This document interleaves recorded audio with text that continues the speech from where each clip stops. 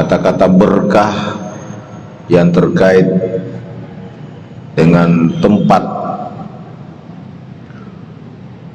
yang menjadi bekas para nabi itu disebutkan di dalam ayat. Pertama, ayat yang membicarakan tentang kemuliaan tanah haram. Ketika Allah berfirman, A'udzubillahi minasyaitonirrajim, Inna awwala baitin wudi'a lin-nasi lalladzi bi Bakkata mubarakan.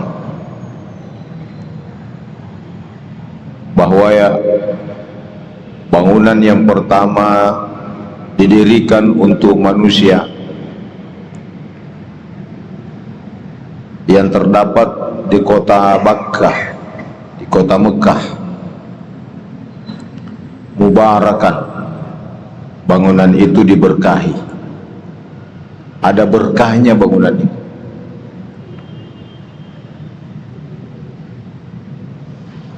Yang membuat dan menjadikan tempat itu berberkah tentu karena keinginan Allah Subhanahu wa ta'ala.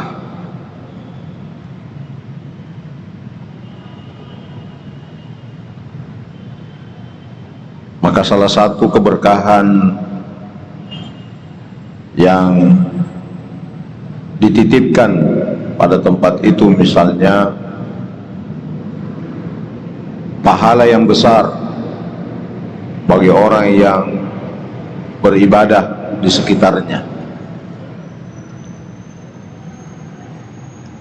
orang yang salat di Masjidil Haram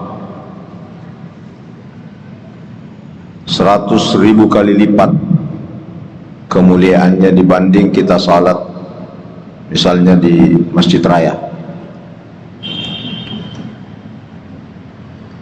Keberkahan yang kedua,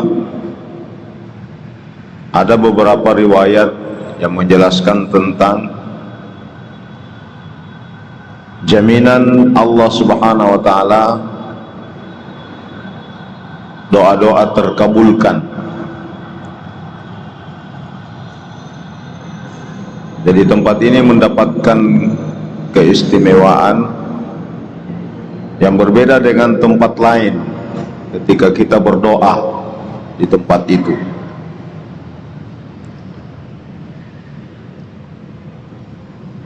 Makanya di dalam bangunan Ka'bah misalnya ada ritual-ritual ibadah yang dicontohkan oleh Rasulullah. Ini bukan bangunan biasa. Kalau Allah perintahkan ketika kita sholat menghadap Ka'bah, berarti ini bangunan bukan bangunan biasa. Jadi kalau ada orang yang mengatakan Ka'bah itu hanya batu, Hajar Aswad itu hanya batu, sama dengan batu-batu lain, nah ini yang perlu diperbaiki akidahnya. Itu namanya merendahkan apa yang dimuliakan oleh Allah.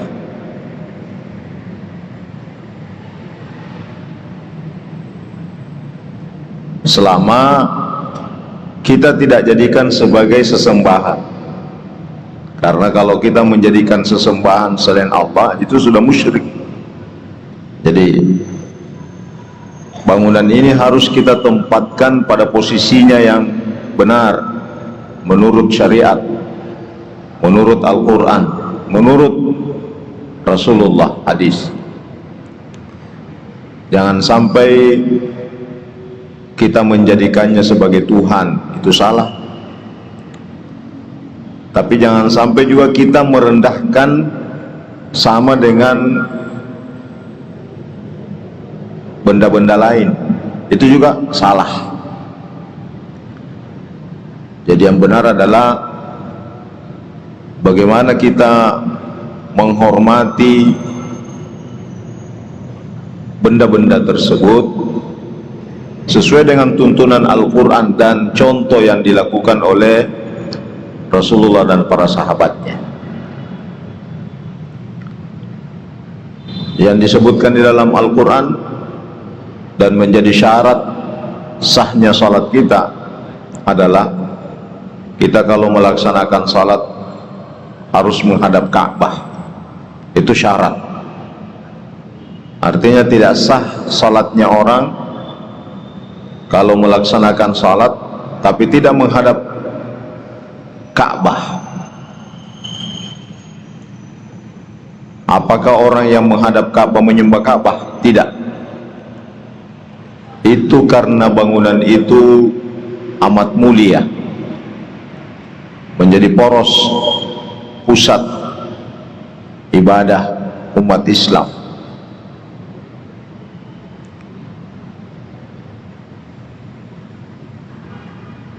Nabi juga mencium bangunan itu dengan mencium Hajar Aswad, sekalipun Umar radhiyallahu anhu pernah berkata, engkau batu itu hanya batu la tadurru wa la tanfa, tidak bisa mendatangkan manfaat dan mudarat. Andaikan Nabi tidak menciummu, saya pun tidak mencium.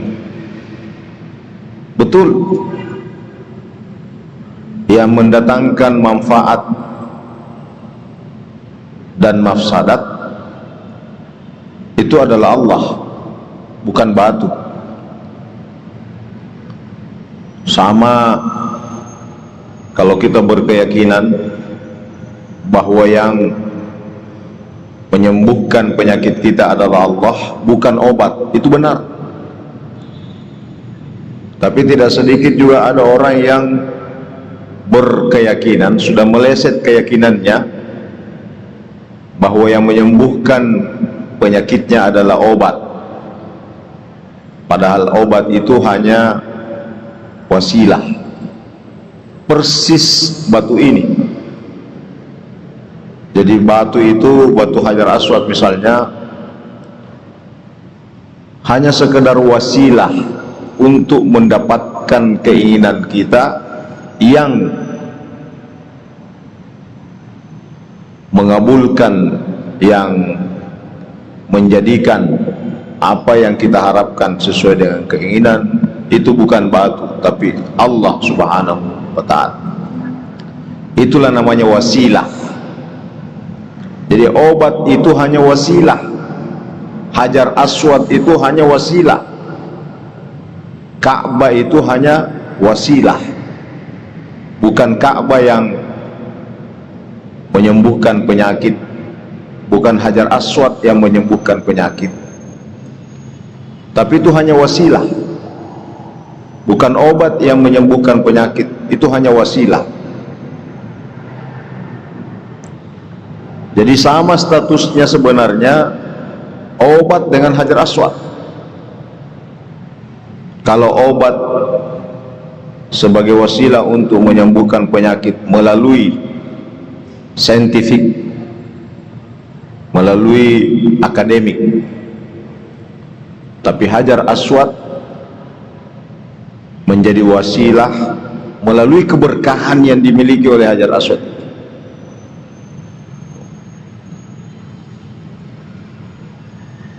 Makanya ada riwayat yang menyebutkan dari Ibnu Abbas, disebutkan laisa fil ardi minal jannah illa ar-ruknul aswad wal maqam. Tidak ada di muka bumi ini serpihan dari sorga kecuali rukun Hajar Aswad. Itu serpihan batu dari sorga. Kalau dalam riwayat lain dulu batu ini putih, tapi karena sering dicium oleh orang yang banyak dosanya, maka batu itu menjadi hitam. Jadi serpihan sorga itu adalah rukun Hajar Aswad wal maqam, dan makam Ibrahim. Jadi tempat berdirinya batu yang ditempati berdiri Nabi Ibrahim membangun, meninggikan Ka'bah, itu juga serpihan dari sorga. Fa innahuma jauharatan, dia adalah berlian, batu mulia dari sorga. Walaula ma massahuma min ahli syirki ma massahuma du'ahatin illa syafahullah. Akhrajahu At-Tabrani. Andaikan batu ini tidak pernah disentuh oleh ahlu syirk, orang-orang musyrik, maka tiadalah yang menyentuhnya untuk menjadikan sebagai wasilah pengobatan kecuali Allah menyembuhkan penyakitnya. Ya. Jadi kalau demikian, maka ini bisa menjadi wasilah apa yang kita inginkan, dimohonkan melalui keberkahan benda itu. Itulah namanya tabarruk, memohon keberkahan. Jadi bukan, sekali lagi, bukan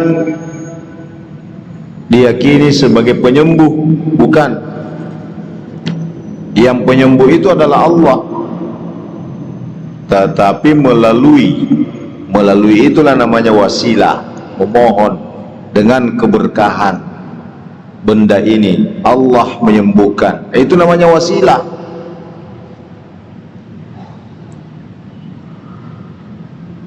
Sama dengan Ka'bah, wasilah kita. Ka'bah itu bukan tempat untuk kita mengadu dan bermohon, bukan.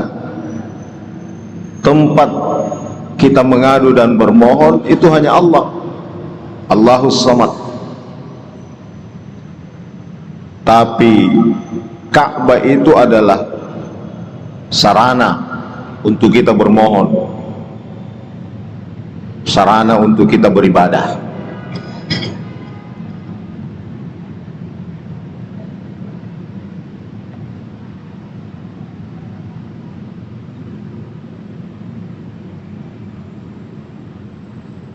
Nah, ini yang disebutkan dalam beberapa riwayat, termasuk ayat yang menjelaskan tentang makam Ibrahim ini, wattakhidhu min maqami Ibrahima musalla, dan jadikanlah tempat berdiri makam Ibrahim itu sebagai musalla, tempat salat. Makanya para sahabat menyebutkan bahwa, disebutkan dalam beberapa riwayat bahwa ketika melaksanakan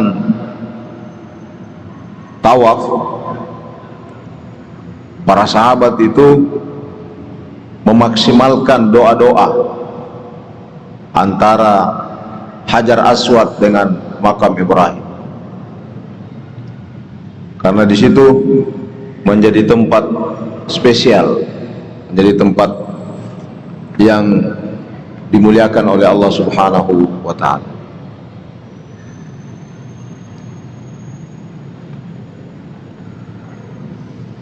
Tempat-tempat yang lain selain tempat yang disebutkan di dalam ayat tadi yang memiliki keberkahan berdasarkan ayat Al-Quran. Allah Subhanahu wa ta'ala berfirman, Subhanalladzi asra bi'abdihi laylan minal masjidil harami ilal masjidil aqsa alladzi barakna haulahu. Dalam ayat ini disebutkan tempat yang diberkahi sekitarnya, yaitu Masjidil Aqsa yang ada di Baitul Maqdis. Nah, ini juga memiliki keberkahan tersendiri. Makanya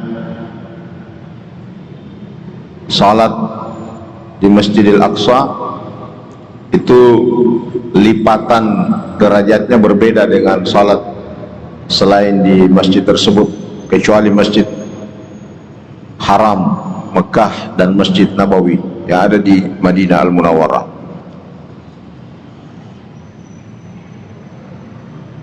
Keberkahan yang lain yang dimiliki oleh tempat ini karena Allah Subhanahu wa ta'ala memerintahkan kepada Nabi Muhammad SAW untuk ditempati sebagai transit ketika melaksanakan Mi'raj.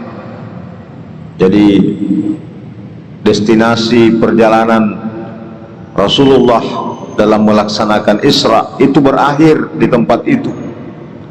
Lalu kemudian dari situlah meluncur naik ke atas sampai ke Sidratul Muntaha melalui tempat itu. Itu artinya bahwa tempat ini memiliki keistimewaan, sehingga dalam riwayat juga disebutkan bahwa kita boleh memaksimalkan dan mengupayakan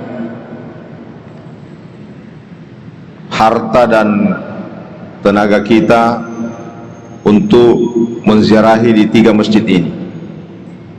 La tashuddur rihal illa ala 3 masajid. Tidak apa-apa kita paksa-paksa diri kita untuk pergi berziarah. Pertama Masjidil Haram, Masjid Nabawi dan Masjidil Aqsa. Paksa-paksa diri kita tidak apa-apa. Artinya nabung-nabung. Kita mau nabung untuk bisa hadir di tempat itu sunnah.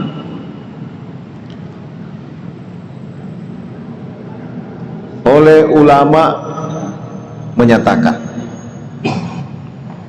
bahwa keberkahan tempat ini selain karena memang tempatnya, tapi boleh jadi keberkahan tempat itu karena pernah ada orang yang berberkah hidup di tempat itu. Nah, itu ulama mengatakan itu. Kenapa Mekah menjadi berkah? Nah, ini kenapa Mekah menjadi berberkah? Karena disebutkan dalam riwayat bahwa keberkahan Mekah itu karena permohonan atau karena keistimewaan Nabi Ibrahim. Itu ada riwayat yang menyebutkan innallaha harrama Makkah li Ibrahim. Mekah itu menjadi berkah karena Nabi Ibrahim. Ya. Maka Nabi juga meminta, karena engkau muliakan Mekah itu karena Ibrahim, maka Nabi minta juga, saya minta Madinah juga mendapatkan keberkahan karena Muhammad. Nah, jadi kenapa Madinah menjadi berkah? Karena di situ pernah hadir dan bahkan masih ada Nabi Muhammad sallallahu alaihi wasallam di tempat itu.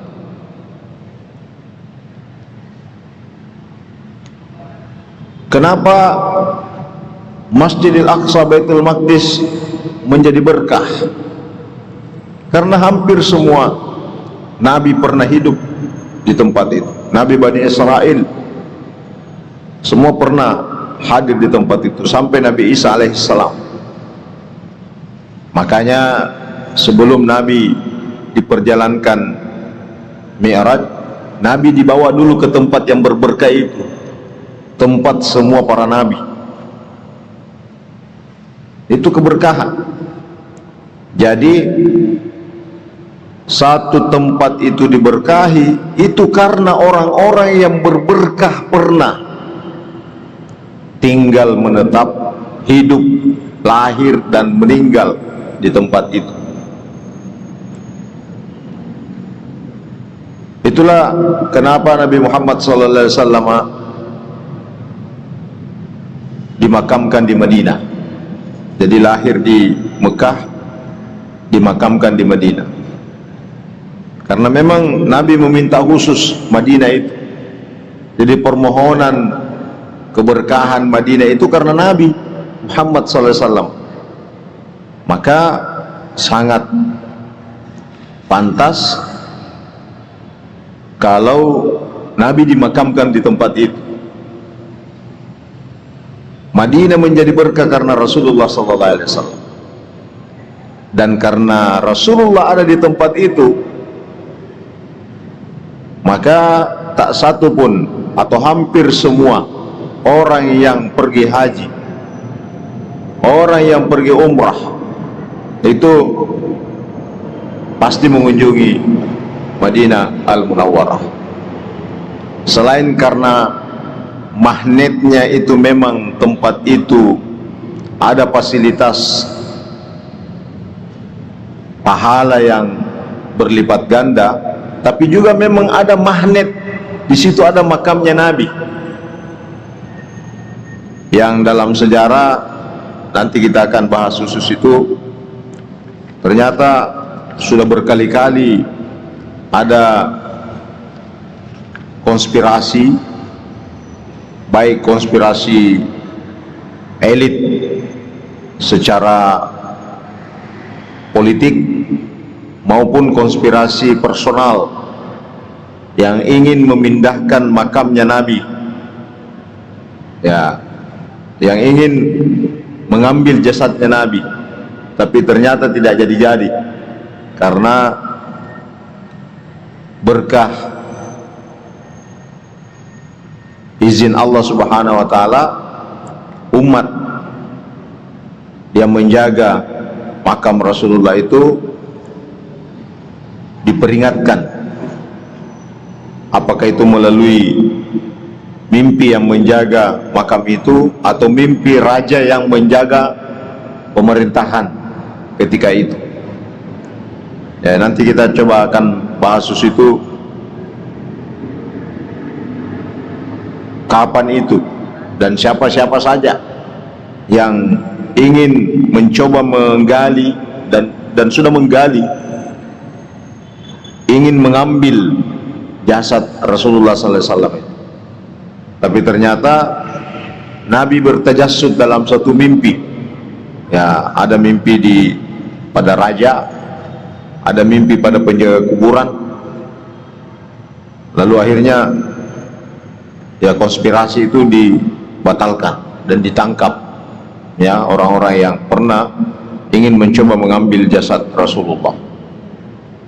Jadi kalau demikian, maka antara Nabi Muhammad SAW dengan Madinah itu menjadi satu paket. Jadi kalau Mekah itu Nabi Ibrahim alaihissalam, maka Madinah adalah Nabi kita Muhammad sallallahu alaihi wasallam. Makanya ada riwayat yang menyebutkan, Allahumma ja'al bil Madinah dhi'fai ma ju'ilat bi Makkah minal barakah. Ya Allah, jadikan Madinah itu 2 kali lipat seperti apa yang Engkau perlakukan kepada Makkah dari keberkahan. Ini hadis rawahul Bukhari. Jadi engkau barakahna Madinah, engkau barakahna Makkah, barakahna Makkah, barakahna Madinah. Nah, itu. Jadi kalau ada istilah barakahna Makkah, barakahna tanah Madinah, barakahna tanah Marajah, nah, itu betul. Barakahna tanah Marajah, barakahna, itu betul. Karena itu hadis. Ya Allah, jadikanlah Madinah itu 2 kali lipat kemuliaannya daripada Mekah berupa keberkahan. Makanya berdasarkan hadis ini, ada yang mengatakan, ada ulama yang menyebutkan bahwa kalau orang salat di Masjidil Haram Mekah itu kelipatannya 100.000, maka berdasarkan hadis ini Madinah itu 200.000, yang biasa kita dengarkan 1.000. Ya, tapi ternyata ada ulama mengatakan itu 2 kali lipat keberkahan yang kita peroleh di Madinah dibanding di Mekah. Coba yang wajar, Pak. Mana alasannya? Mana buktinya? Kalau Mekah tadi kan Nabi Ibrahim yang punya permohonan sehingga diberkahi tempat itu. Tapi kalau Madinah itu Nabi Muhammad SAW. Kita bukan membandingkan antara Nabi Muhammad dengan Nabi Ibrahim, karena Nabi Muhammad SAW itu adalah keturunannya Nabi Ibrahim. Tapi dari segi posisi kenabian,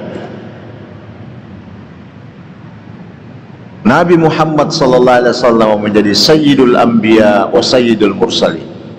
Jadi sekalipun Nabi Muhammad SAW itu adalah keturunannya Nabi Ibrahim, tapi Sayyid, ya, pimpinan penghulu para nabi dan rasul adalah Nabi Muhammad SAW. Bahkan kita sudah pernah dengarkan bahwa Nabi Adam saja ketika ingin melakukan pertobatan lalu mengangkat wajahnya ke atas, kemudian Nabi Adam melihat tertulis nama Muhammad disandingkan dengan nama Allah, la ilaha illallah Muhammadur Rasulullah, tertulis di bawah arasy, padahal Nabi Muhammad belum hadir di muka bumi, tapi namanya sudah ada. Maka Adam bertanya, siapa itu Muhammad? Jadi Muhammad belum hadir, tapi namanya sudah ada. Namanya sudah disebut oleh Nabi Adam, karena memang dia Rasulullah adalah Sayyidul Anbiya wa Sayyidul Mursalin. Maka kalau ada ulama yang mengatakan bahwa pahala dari melaksanakan ibadah di Madinah 2 kali lipat dibanding Mekah, itu aja.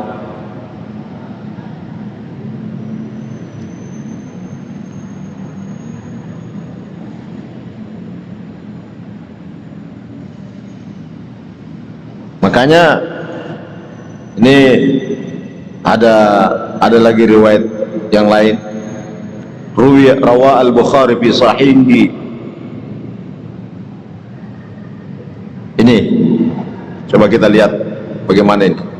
Ini Sahih Bukhari menyebutkan, Rawal Bukhari an Aisyah radhiyallahu anha, dari Aisyah radhiyallahu anha, anna Nabiy sallallahu alaihi wasallam, bahwasanya Nabi sallallahu alaihi wasallam yaqulu lil marid, biasa menjadikan doa kepada orang sakit. Apa doanya?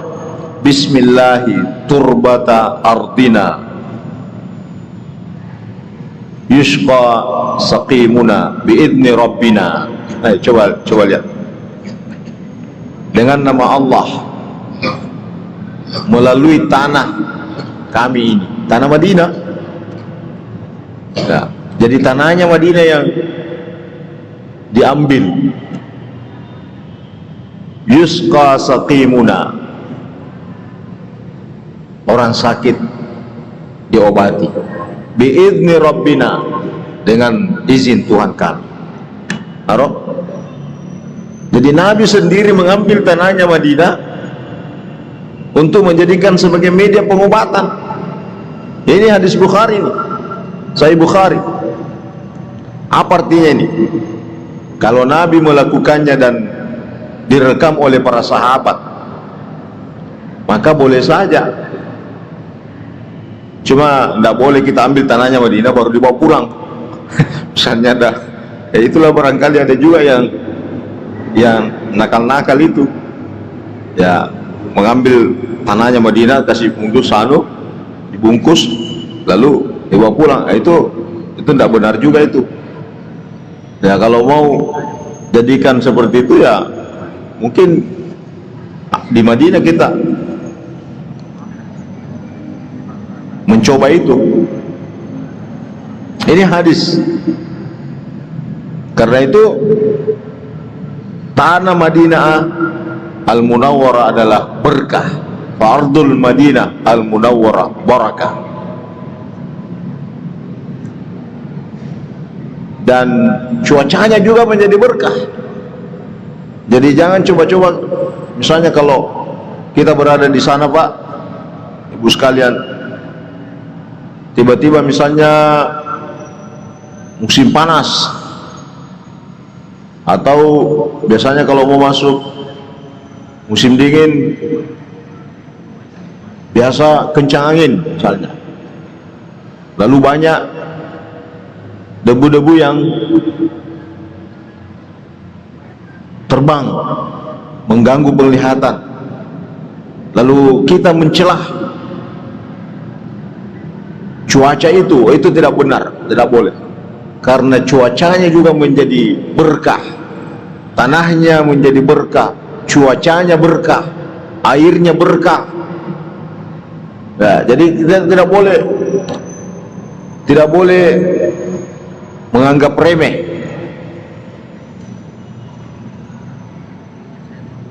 Nah, itulah sebabnya para ulama, para salaf saleh menyebutkan, ini disebutkan dalam beberapa riwayat, ketika memasuki kota Madinah, itu kan kalau kita masuk di Madinah atau juga masuk di Mekah, itu biasa ada batas haddul haram. Ini batasnya sudah Madinah ini, kota tanah haram. Mekah misalnya kita masuk, itu ada haddul haram. Ini batasnya kota Mekah ini batasnya kota Madinah.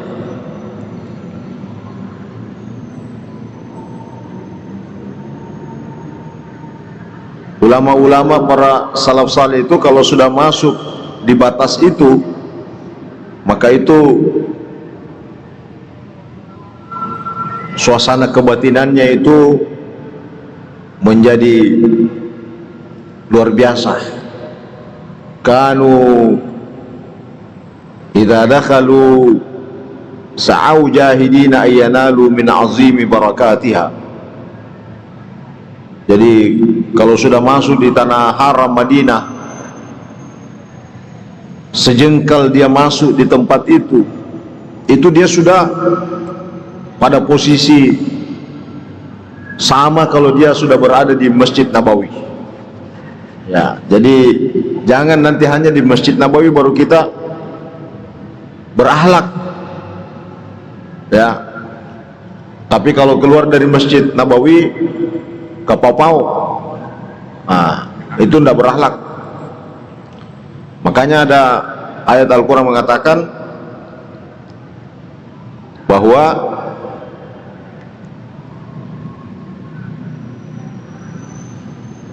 ketika kita berada di dekat Rasulullah, maka suara kita itu tidak boleh dibesarkan. Ya, tidak boleh dibesarkan. Ketika kita berada di Madinah, apakah itu di Masjid Nabawi ataupun di luar Masjid Nabawi, tapi kita sudah berada di area Tanah Haram Madinah, maka akhlak kita itu kita harus jaga dengan baik. Jadi pengajian kita ini saya ingin sampaikan bahwa keberkahan satu tempat, keberkahan satu benda itu tergantung, yang paling utama adalah bahwa di situ ada bekas-bekas kenabian.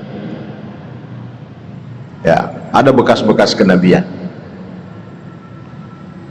Maka ketika tempat itu sudah disebutkan di dalam Al-Quran, dalam hadis tentang keberkahannya, maka kita tidak boleh memandang remehnya, menganggap enteng. Sebab kalau kita menganggap remeh, menyamakan sama dengan tempat-tempat atau benda-benda biasa, maka kita meremehkan apa yang dimuliakan oleh Allah Subhanahu wa taala. Nah, itu. Ya. Tapi juga tidak boleh kita melebihkan apa yang sudah digariskan oleh Allah. Salah juga kalau mau jadikan sebagai Tuhan. Ya, ini perlu diluruskan juga kita. Jadi sama salahnya kalau menganggap enteng benda ini, menghilangkan nilai keberkahannya dengan menjadikannya sebagai Tuhan. Itu salah. Sama salahnya. Menganggap enteng apa yang dimuliakan oleh Allah, itu juga salah besar. Nah, yang benar apa? Yang benar sesuai dengan apa yang digariskan oleh Al-Quran maupun hadis Nabi kita Muhammad sallallahu alaihi wasallam.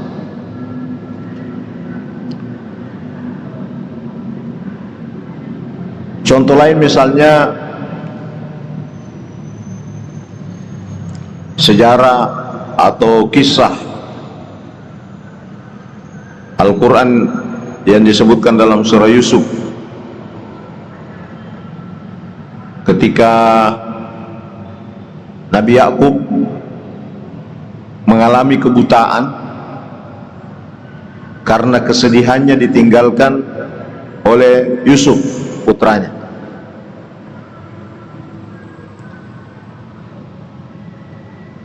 Buta. Ya, Nabi Yakub buta. Tapi ternyata ketika Nabi Yusuf sudah mengetahui bahwa yang datang itu adalah saudara-saudaranya dan tahu bahwa bapaknya sudah buta gara-gara dia, apa yang diambil, apa yang dikatakan Nabi Yusuf? Idhabu bi qamisi hadza fa'alquhu ala wajhi abi ya'ti basira. Ini ada baju saya ini, bawa ke bapak, usapkan di wajahnya, nanti dia datang dalam keadaan melihat. Coba sekarang pertanyaannya, siapa yang sembuhkan? Baju atau Allah? Ya, Allah yang sembuhkan. Tapi kenapa Nabi Yusuf suruh bawa ini baju saya, usap-usap saja bajuku ke bapak, melihat itu? Ya, artinya apa? Berkah bajunya Nabi Yusuf, barakatna wajunna. Nabi Yusuf, Allah menyembuhkan ya penyakit matanya itu bapak. Barakatna wajunna. Taruh. Ya. Jadi itu Al-Quran menyebutkan, bukan baju yang menyembuhkan, bukan. Tapi yang menyembuhkan adalah Allah Subhanahu wa taala melalui, ya, kan bisa saja Nabi Yusuf berdoa, ya Allah sembuhkan matanya bapak saya, bisa saja. Tapi kenapa? Bukan hanya itu, dia kirim baju. Ya, itu artinya menunjukkan keberkahan.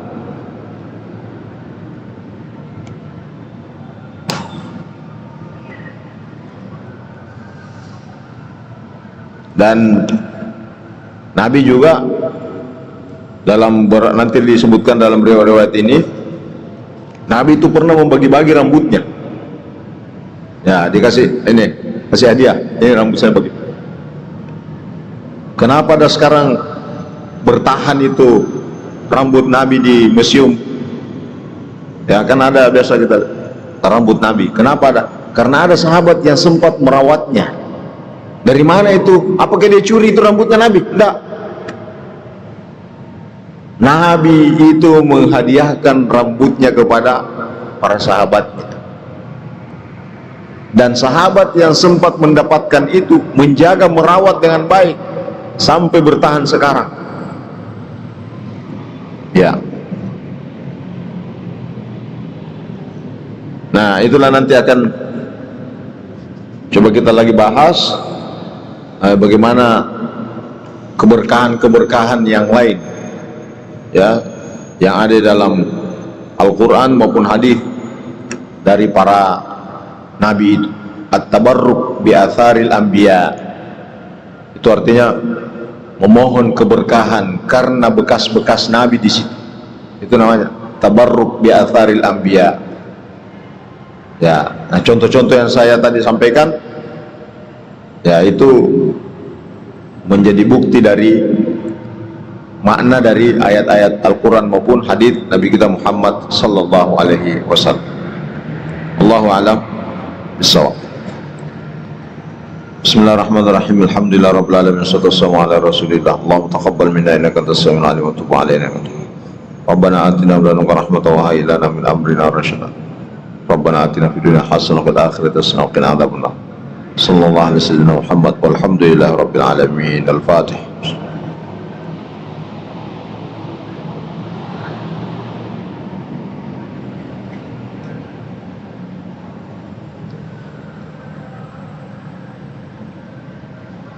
Kata-kata berkah yang terkait dengan tempat yang menjadi bekas para nabi itu disebutkan di dalam ayat. Pertama, ayat yang membicarakan tentang kemuliaan tanah haram, ketika Allah berfirman, A'udzubillahi minasyaitonirrajim, Inna awwala baitin wudi'a lin-nasi lalladzi bi Bakkata mubarakan, bahwa ya bangunan yang pertama didirikan untuk manusia yang terdapat di kota Bakkah, di kota Mekah, mubarakan, bangunan itu diberkahi, ada berkahnya bangunan itu.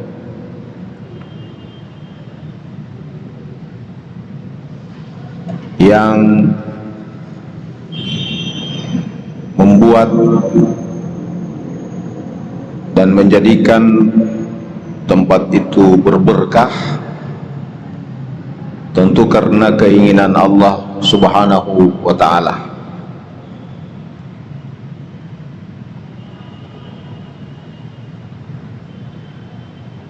Maka salah satu keberkahan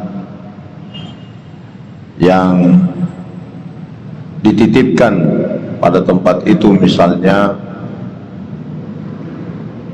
pahala yang besar bagi orang yang beribadah di sekitarnya, orang yang salat di Masjidil Haram 100.000 kali lipat kemuliaannya dibanding kita salat misalnya di Masjid Raya. Keberkahan yang kedua, ada beberapa riwayat yang menjelaskan tentang jaminan Allah Subhanahu wa ta'ala, doa-doa terkabulkan. Jadi tempat ini mendapatkan keistimewaan yang berbeda dengan tempat lain ketika kita berdoa di tempat itu.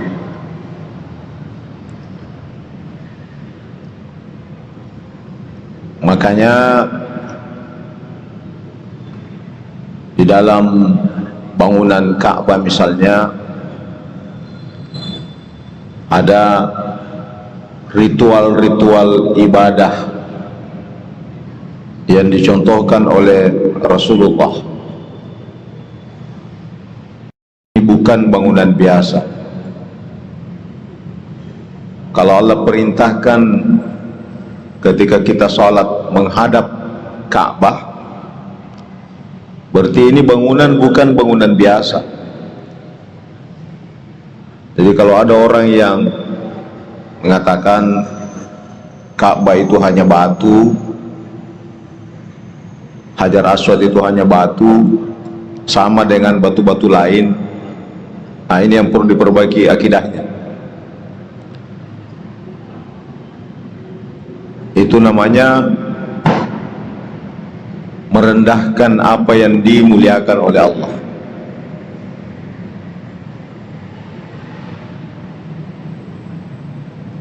Selama kita tidak jadikan sebagai sesembahan.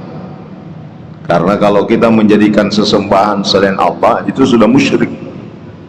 Jadi bangunan ini harus kita tempatkan pada posisinya yang benar, menurut syariat, menurut Al-Quran, menurut Rasulullah, hadis. Jangan sampai kita menjadikannya sebagai Tuhan, itu salah. Tapi jangan sampai juga kita merendahkan sama dengan benda-benda lain, itu juga salah. Jadi yang benar adalah bagaimana kita menghormati benda-benda tersebut sesuai dengan tuntunan Al-Quran dan contoh yang dilakukan oleh Rasulullah dan para sahabatnya. Yang disebutkan di dalam Al-Quran dan menjadi syarat sahnya salat kita adalah kita kalau melaksanakan salat harus menghadap Ka'bah. Itu syarat. Artinya tidak sah salatnya orang kalau melaksanakan salat tapi tidak menghadap Ka'bah. Apakah orang yang menghadap Ka'bah menyembah Ka'bah? Tidak. Itu karena bangunan itu amat mulia, menjadi poros pusat ibadah umat Islam.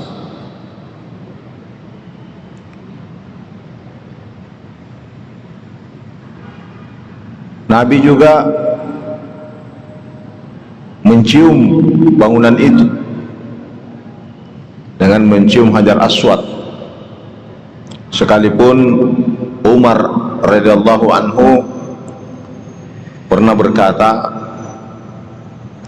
engkau batu itu hanya batu la tadurru wa la tanfa, tidak bisa mendatangkan manfaat dan mudarat. Andaikan Nabi tidak menciummu, saya pun tidak menciummu. Betul, yang mendatangkan manfaat dan mafsadat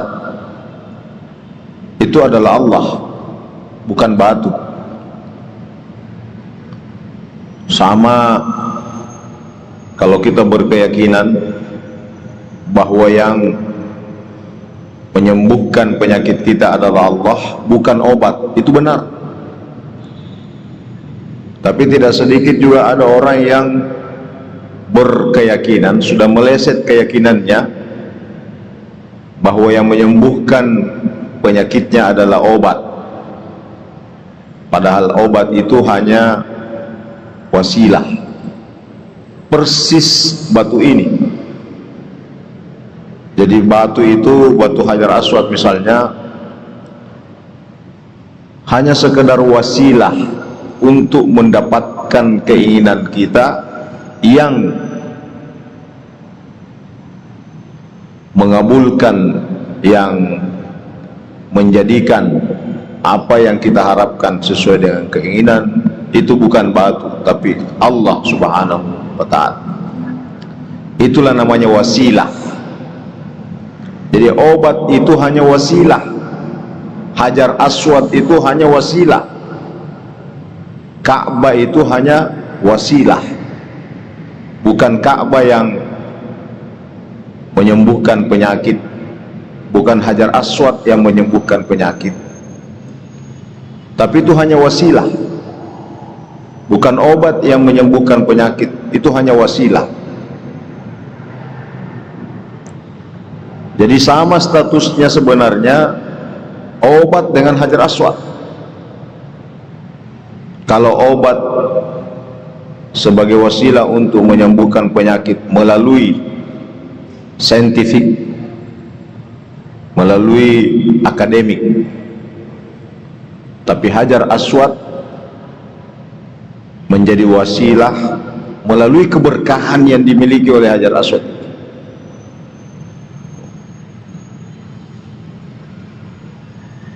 Makanya ada riwayat yang menyebutkan dari Ibnu Abbas, disebutkan laisa fil ardi minal jannah illa ar-ruknul aswad wal maqam. Tidak ada di muka bumi ini serpihan dari sorga kecuali rukun Hajar Aswad. Itu serpihan batu dari sorga. Kalau dalam riwayat lain, dulu batu ini putih, tapi karena sering dicium oleh orang yang banyak dosanya, maka batu itu menjadi hitam. Jadi serpihan sorga itu adalah rukun Hajar Aswad wal maqam, dan makam Ibrahim. Jadi tempat berdirinya batu yang ditempati berdiri Nabi Ibrahim membangun, meninggikan Ka'bah, itu juga serpihan dari sorga.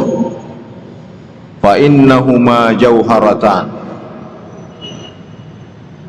dia adalah berlian, batu mulia dari sorga. Walaula ma massahuma min ahli syirki ma massahuma du'ahatin illa syafahullah. Akhrajahu At-Tabrani. Andaikan batu ini tidak pernah disentuh oleh ahlu syirk, orang-orang musyrik, maka tiadalah yang menyentuhnya untuk menjadikan sebagai wasilah pengobatan kecuali Allah menyembuhkan penyakitnya. Ya. Jadi kalau demikian, maka ini bisa menjadi wasilah. Apa yang kita inginkan dimohonkan melalui keberkahan benda itu. Itulah namanya tabarruk, memohon keberkahan. Jadi bukan, sekali lagi, bukan diyakini sebagai penyembuh, bukan.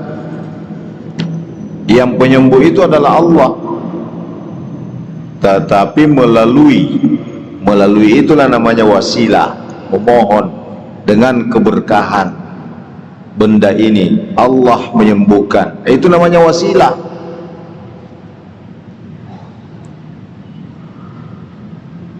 Sama dengan Ka'bah, wasilah kita. Ka'bah itu bukan tempat untuk kita mengadu dan bermohon, bukan.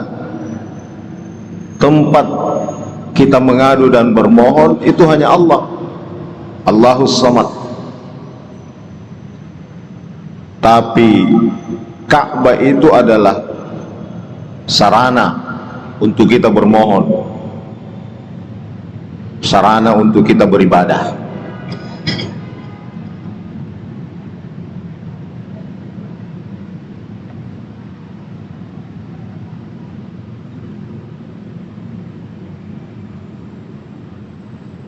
Nah, ini yang disebutkan dalam beberapa riwayat,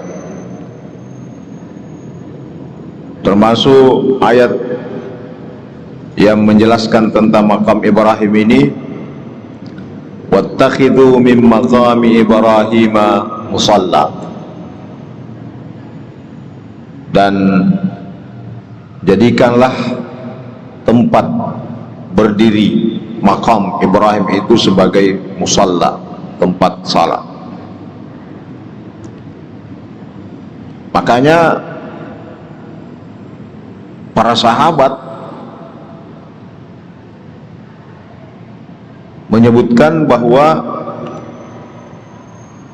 disebutkan dalam beberapa riwayat bahwa ketika melaksanakan tawaf, para sahabat itu memaksimalkan doa-doa antara Hajar Aswad dengan makam Ibrahim, karena di situ menjadi tempat spesial, menjadi tempat yang dimuliakan oleh Allah Subhanahu wa ta'ala.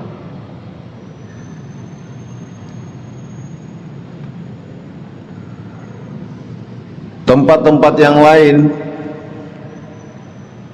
selain tempat yang disebutkan di dalam ayat tadi yang memiliki keberkahan berdasarkan ayat Al-Quran, Allah Subhanahu wa ta'ala berfirman, Subhanalladzi asra bi'abdihi laylan minal masjidil harami ilal masjidil aqsa alladzi barakna haulahu. Dalam ayat ini disebutkan tempat yang diberkahi sekitarnya, yaitu Masjidil Aqsa yang ada di Baitul Maqdis. Nah, ini juga memiliki keberkahan tersendiri. Makanya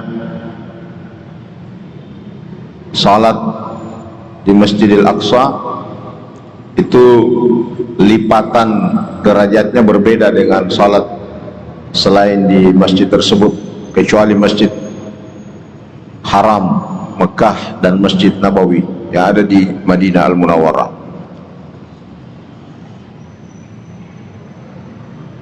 Keberkahan yang lain yang dimiliki oleh tempat ini karena Allah Subhanahu wa ta'ala memerintahkan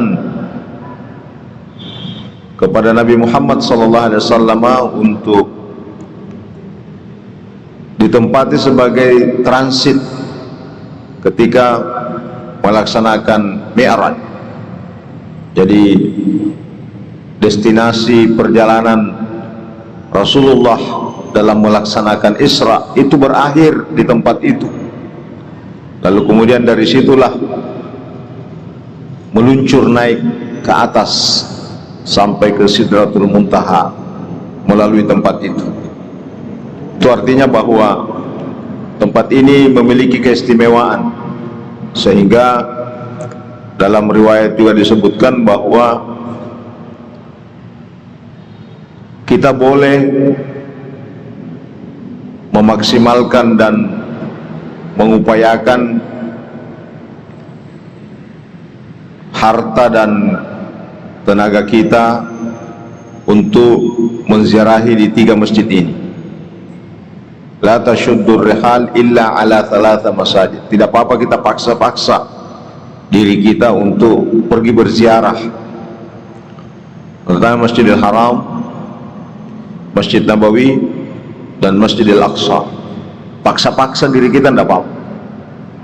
Sepertinya nabung-nabung. Kita mau nabung untuk bisa hadir di tempat itu sunnah.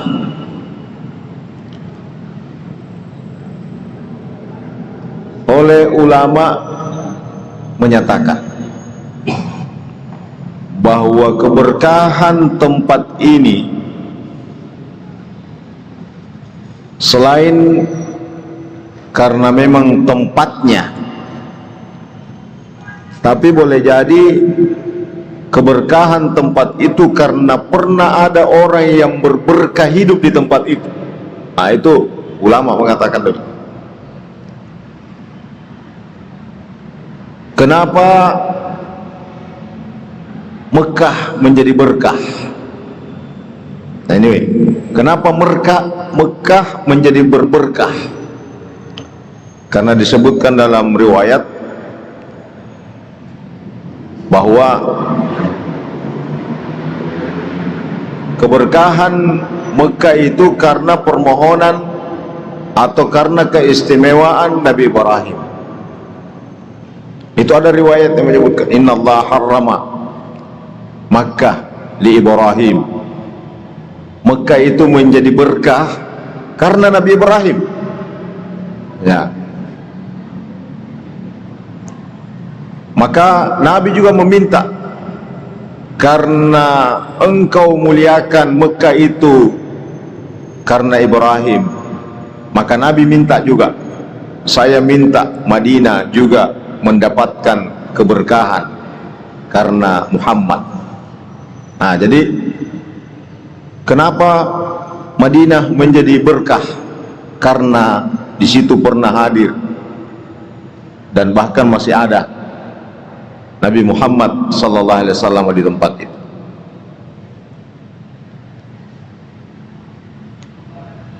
Kenapa Masjidil Aqsa Baitul Maqdis menjadi berkah? Karena hampir semua Nabi pernah hidup di tempat itu. Nabi Bani Israel semua pernah hadir di tempat itu sampai Nabi Isa alaihissalam.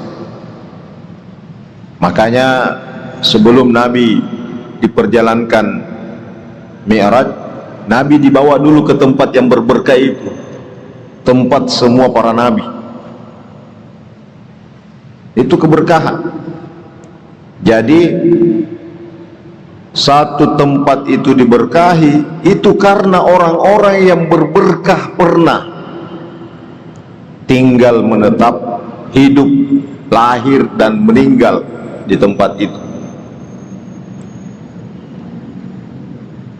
Itulah kenapa Nabi Muhammad SAW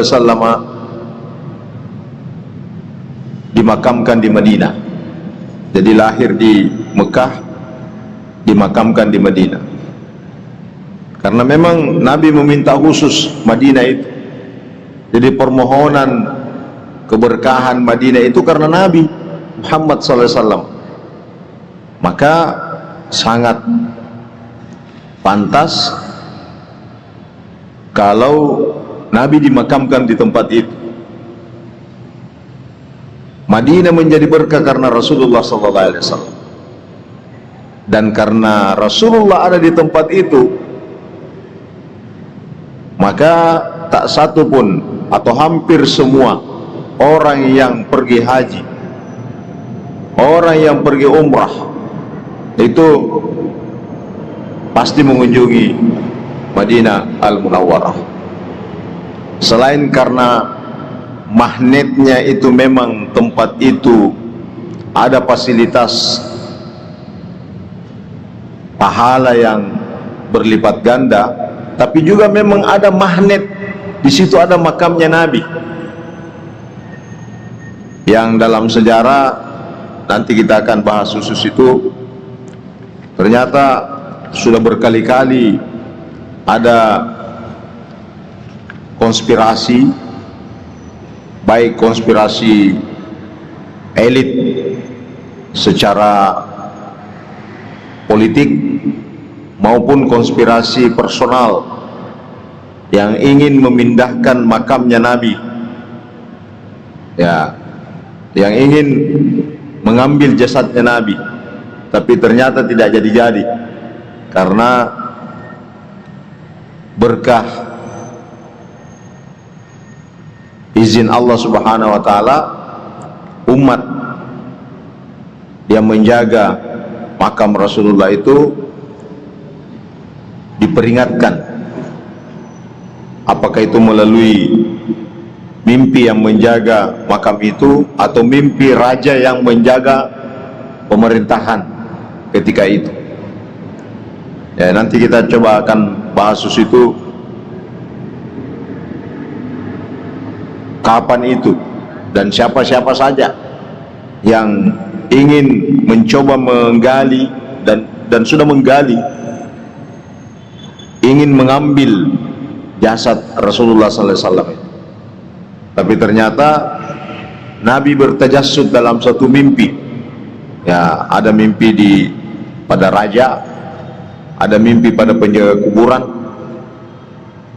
Lalu akhirnya ya konspirasi itu dibatalkan dan ditangkap ya orang-orang yang pernah ingin mencoba mengambil jasad Rasulullah. Jadi kalau demikian, maka antara Nabi Muhammad SAW dengan Madinah itu menjadi satu paket. Jadi kalau Mekah itu Nabi Ibrahim alaihissalam, maka Madinah adalah Nabi kita Muhammad sallallahu alaihi wasallam. Makanya ada riwayat yang menyebutkan, Allahumma ja'al bil Madinah dhi'fai ma ju'ilat bi Makkah minal barakah. Ya Allah, jadikan Madinah itu 2 kali lipat seperti apa yang engkau perlakukan kepada Makkah dari keberkahan. Ini hadis rawahul Bukhari. Jadi engkau barakahna Madinah, engkau barakahna Makkah, barakahna Makkah, barakahna Madinah. Nah, itu. Jadi kalau ada istilah barakahna Makkah, barakahna tanah Madinah, barakahna tanah Marajah, nah, itu betul itu. Barakahna tanah Marajah, barakahna, itu betul. Karena itu hadis. Ya Allah, jadikanlah Madinah itu 2 kali lipat kemuliaannya daripada Mekah berupa keberkahan. Makanya berdasarkan hadis ini, ada yang mengatakan, ada ulama yang menyebutkan bahwa kalau orang salat di Masjidil Haram Mekah itu kelipatannya 100.000, maka berdasarkan hadis ini Madinah itu 200.000, yang biasa kita dengarkan 1.000. Ya, tapi ternyata ada ulama mengatakan itu 2 kali lipat keberkahan yang kita peroleh di Madinah dibanding di Mekah. Coba yang wajar, Pak. Mana alasannya? Mana buktinya? Kalau Mekah tadi kan Nabi Ibrahim yang punya permohonan sehingga diberkahi tempat itu. Tapi kalau Madinah itu Nabi Muhammad SAW. Kita bukan membandingkan antara Nabi Muhammad dengan Nabi Ibrahim, karena Nabi Muhammad SAW itu adalah keturunannya Nabi Ibrahim. Tapi dari segi posisi kenabian, Nabi Muhammad SAW menjadi Sayyidul Anbiya wa Sayyidul Mursalin. Jadi sekalipun Nabi Muhammad SAW itu adalah keturunannya Nabi Ibrahim, tapi Sayyid, ya, pimpinan penghulu para nabi dan rasul adalah Nabi Muhammad SAW. Bahkan kita sudah pernah dengarkan bahwa Nabi Adam saja ketika ingin melakukan pertobatan lalu mengangkat wajahnya ke atas, kemudian Nabi Adam melihat tertulis nama Muhammad disandingkan dengan nama Allah, la ilaha illallah Muhammadur Rasulullah, tertulis di bawah arasy, padahal Nabi Muhammad belum hadir di muka bumi, tapi namanya sudah ada. Maka Adam bertanya, siapa itu Muhammad? Jadi Muhammad belum hadir, tapi namanya sudah ada. Namanya sudah disebut oleh Nabi Adam, karena memang dia Rasulullah adalah Sayyidul Anbiya wa Sayyidul Mursalin. Maka kalau ada ulama yang mengatakan bahwa pahala dari melaksanakan ibadah di Madinah 2 kali lipat dibanding Mekah, itu aja.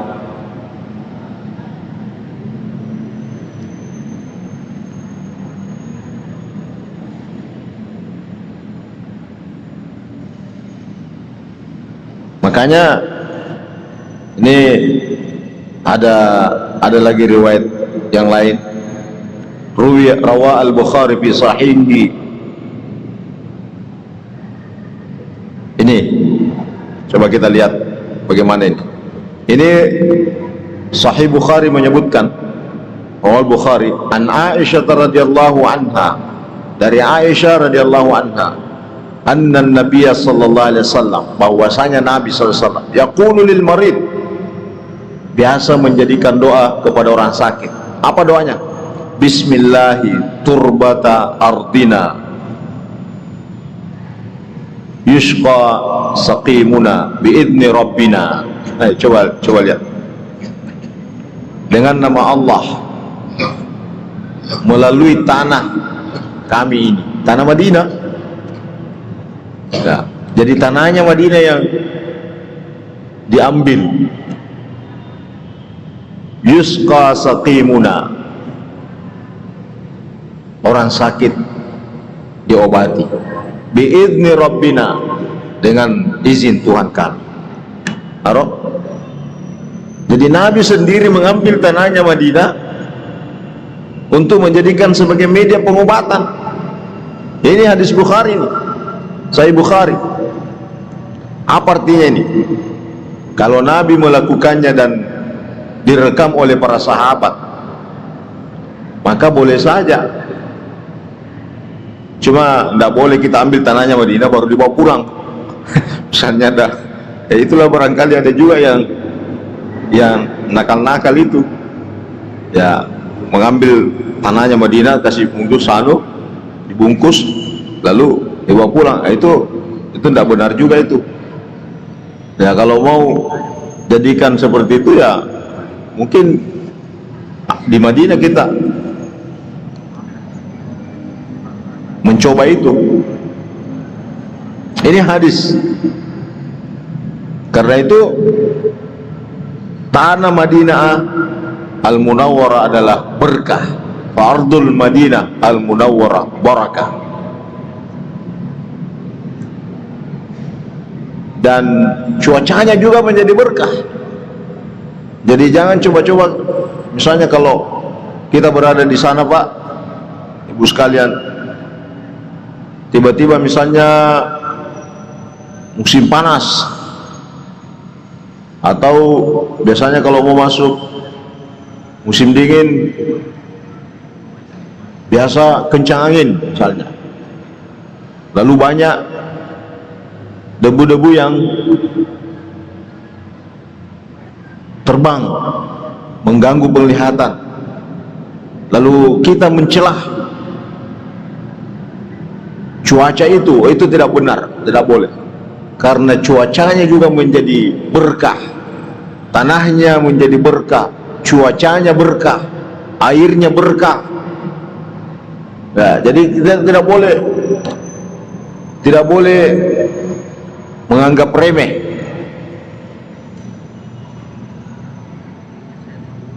Nah, itulah sebabnya para ulama, para salaf saleh menyebutkan ini, disebutkan dalam beberapa riwayat,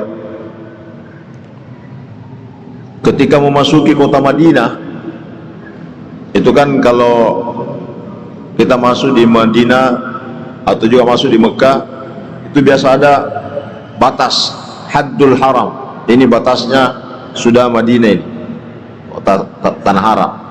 Mekah misalnya kita masuk, itu ada haddul haram. Ini batasnya kota Mekah ini batasnya kota Madinah.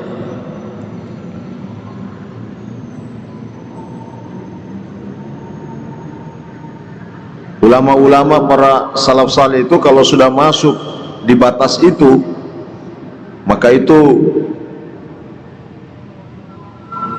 suasana kebatinannya itu menjadi luar biasa.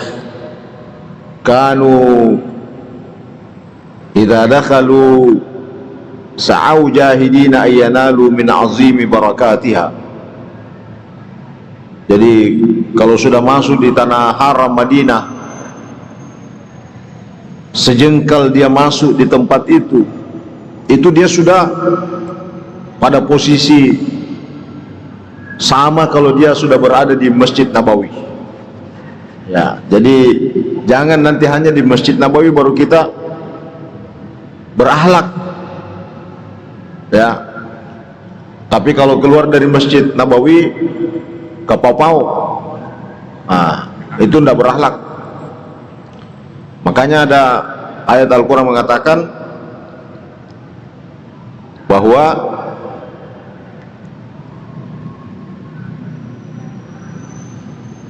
ketika kita berada di dekat Rasulullah, maka suara kita itu tidak boleh dibesarkan. Ya, tidak boleh dibesarkan. Ketika kita berada di Madinah, apakah itu di Masjid Nabawi ataupun di luar Masjid Nabawi, tapi kita sudah berada di area tanah haram Madinah, maka akhlak kita itu kita harus jaga dengan baik. Jadi pengajian kita ini saya ingin sampaikan bahwa keberkahan satu tempat, keberkahan satu benda itu tergantung, yang paling utama adalah bahwa di situ ada bekas-bekas kenabian. Ya, ada bekas-bekas kenabian. Maka ketika tempat itu sudah disebutkan di dalam Al-Quran, dalam hadis tentang keberkahannya, maka kita tidak boleh memandang remehnya, menganggap enteng. Sebab kalau kita menganggap remeh, menyamakan sama dengan tempat-tempat atau benda-benda biasa, maka kita meremehkan apa yang dimuliakan oleh Allah Subhanahu wa taala. Nah itu. Ya. Tapi juga tidak boleh kita melebihkan apa yang sudah digariskan oleh Allah. Salah juga kalau mau jadikan sebagai Tuhan. Ya, ini perlu diluruskan juga kita. Jadi sama salahnya kalau menganggap enteng benda ini, menghilangkan nilai keberkahannya dengan menjadikannya sebagai Tuhan. Itu salah. Sama salahnya. Menganggap enteng apa yang dimuliakan oleh Allah, itu juga salah besar. Nah, yang benar apa? Yang benar sesuai dengan apa yang digariskan oleh Al-Quran maupun hadis Nabi kita Muhammad sallallahu alaihi wasallam.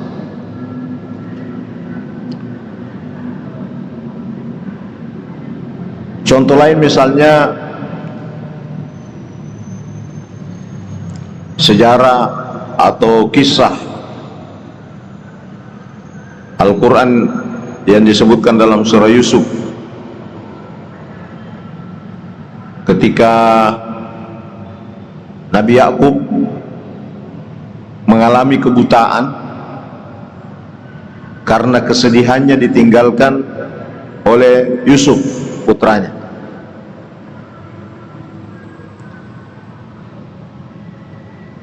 Buta. Ya, Nabi Yakub buta. Tapi ternyata ketika Nabi Yusuf sudah mengetahui bahwa yang datang itu adalah saudara-saudaranya dan tahu bahwa bapaknya sudah buta gara-gara dia, apa yang diambil, apa yang dikatakan Nabi Yusuf? Idhabu bi qamisi hadza fa'alquhu ala wajhi abi ya'ti basira. Ini ada baju saya ini, bawa ke bapak, usapkan di wajahnya, nanti dia datang dalam keadaan melihat. Coba sekarang pertanyaannya, siapa yang sembuhkan? Baju atau Allah?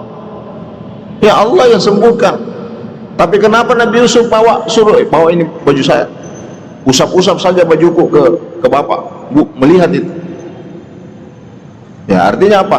Berkah bajunya Nabi Yusuf, barakatna wajunna. Nabi Yusuf, Allah menyembuhkan ya penyakit matanya itu bapak, barakatna wajunna. Taruh.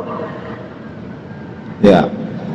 Jadi itu Al-Quran menyebutkan, bukan baju yang menyembuhkan, bukan. Tapi yang menyembuhkan adalah Allah Subhanahu wa taala melalui, ya. Kan bisa saja Nabi Yusuf berdoa, ya Allah sembuhkan matanya bapak saya. Bisa saja. Tapi kenapa?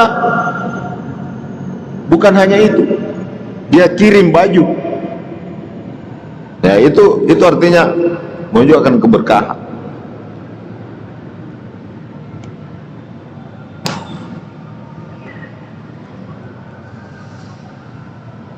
Dan Nabi juga nanti disebutkan dalam riwayat ini, Nabi itu pernah membagi-bagi rambutnya. Ya dikasih ini, kasih hadiah, ini rambut saya bagi. Kenapa ada sekarang bertahan itu rambut Nabi di museum? Ya kan ada biasa kita rambut Nabi. Kenapa ada? Karena ada sahabat yang sempat merawatnya. Dari mana itu? Apakah dia curi itu rambutnya Nabi? Tidak. Nabi itu menghadiahkan rambutnya kepada para sahabatnya.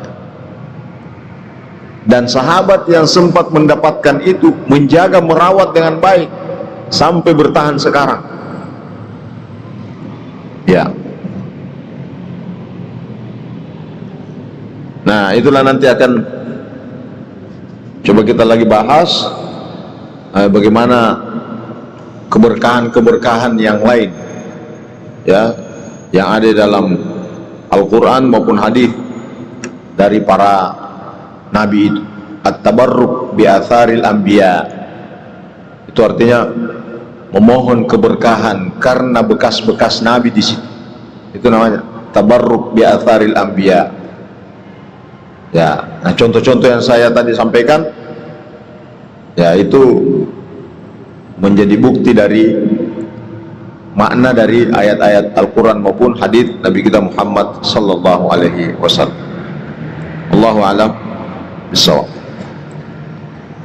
Bismillahirrahmanirrahim. Alhamdulillah rabbil alamin. Wassalamu ala rasulillah. Allahumma taqabbal minna innaka antas samiul alim wa tub alaina. Rabbana atina min ladunka rahmatan wa hayyi lana min amrina rashada. Rabbana atina fid dunya hasanah wa fil akhirati hasanah wa qina adzabannar. Sallallahu alaihi wasallam Muhammad walhamdulillahi rabbil alamin. Al-Fatih.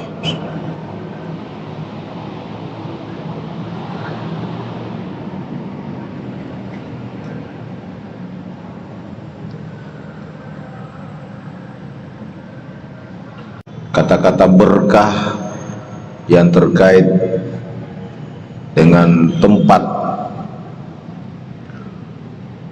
yang menjadi bekas para nabi itu disebutkan di dalam ayat. Pertama, ayat yang membicarakan tentang kemuliaan tanah haram, ketika Allah berfirman, A'udzubillahi minasyaitonirrajim, Inna awwala baitin wudi'a lin-nasi lalladzi bi Bakkata mubarakan bahwa bangunan yang pertama didirikan untuk manusia yang terdapat di kota Makkah, di kota Mekah, mubarakan, bangunan itu diberkahi, ada berkahnya bangunan itu.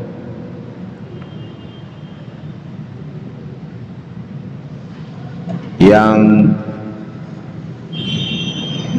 membuat dan menjadikan tempat itu berberkah tentu karena keinginan Allah Subhanahu wa ta'ala.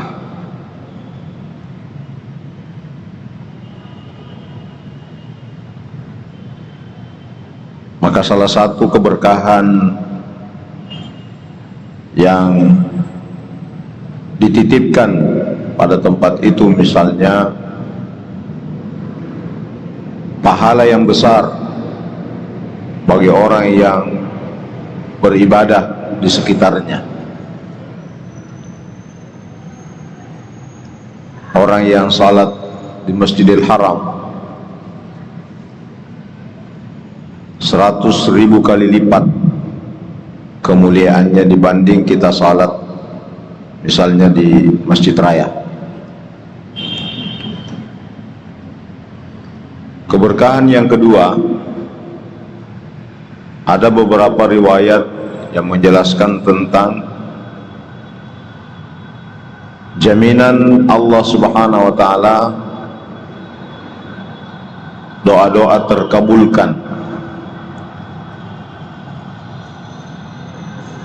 Jadi tempat ini mendapatkan keistimewaan yang berbeda dengan tempat lain ketika kita berdoa di tempat itu.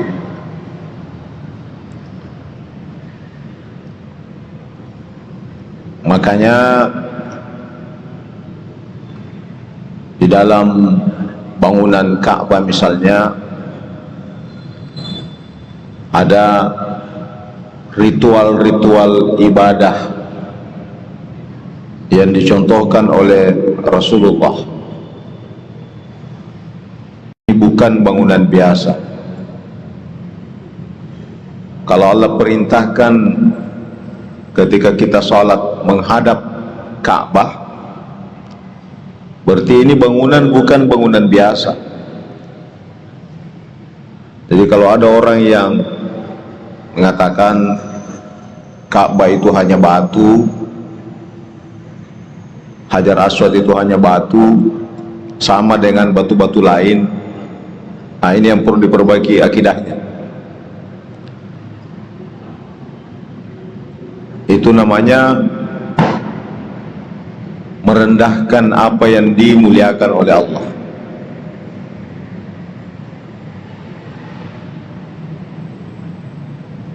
Selama kita tidak jadikan sebagai sesembahan. Karena kalau kita menjadikan sesembahan selain Allah, itu sudah musyrik. Jadi bangunan ini harus kita tempatkan pada posisinya yang benar, menurut syariat, menurut Al-Quran, menurut Rasulullah hadis. Jangan sampai kita menjadikannya sebagai Tuhan, itu salah.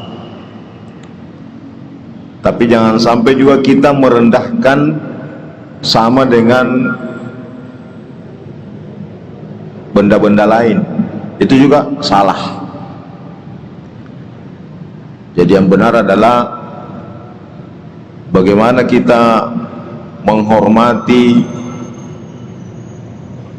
benda-benda tersebut sesuai dengan tuntunan Al-Quran dan contoh yang dilakukan oleh Rasulullah dan para sahabatnya, yang disebutkan di dalam Al-Quran dan menjadi syarat sahnya salat kita adalah kita kalau melaksanakan salat harus menghadap Ka'bah. Itu syarat. Artinya tidak sah salatnya orang kalau melaksanakan salat tapi tidak menghadap Ka'bah. Apakah orang yang menghadap Ka'bah menyembah Ka'bah? Tidak. Itu karena bangunan itu amat mulia, menjadi poros pusat ibadah umat Islam.